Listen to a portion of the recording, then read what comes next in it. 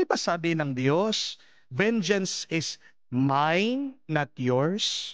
I will repay, says the Lord. Kung kaaway mong kapatid mo, makipagkasundo ka. Kung inaway mo ang iyong kapatid, humingi ka na ng tawad. Habang may oras pa, kapatid, mag-usap na kayo. Yung kapatid mo, nakakapagod din po kasi na may kaaway. Di po ba? Lalong-lalo na kung kaaway mo, kadugo mo, kapatid mo. Tama na yung tampo, yung puot, yung galit.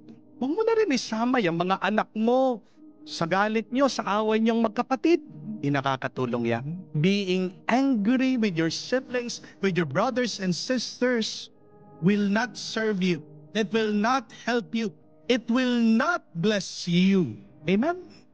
Hindi rin po nakakahaba ng buhay yung kagalit mo ang mga kapatid mo. Dahil pag ikaw ay nagkasakit na, pag ikaw ay malapit nang umalis dito sa mundo, sinong bibisita sa iyo? Sinong mangungumusta sa iyo? Alam iba, kung hindi unang-una dapat ang mga kapatid mo. Di po ba? Pero paano kanila pupuntahan? Paano kanila bibisitahin?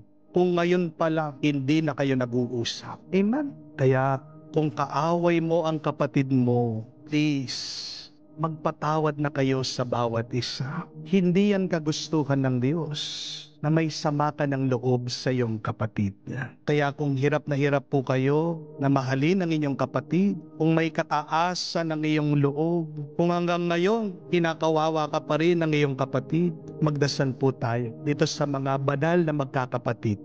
Si Santa Marta, Santa Maria at si San Lazaro. Magpaturo tayo sa kanila paano ba tunay na mahalin ang ating mga kapatid, kamukha ng kanilang pagmamahalan. Tandaan, ang tunay na pagmamahal sa kapatid ay nag-uumpisa sa malalim na pananampalataya sa Diyos.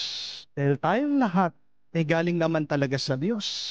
Kaya masasabi natin na tayong lahat ay magkakapatid din. Sabihin natin, Santa Marta, Santa Maria, San Lazaro, gabayan niyo kami, panalangin niyo kami, ngayon at magpakailanman.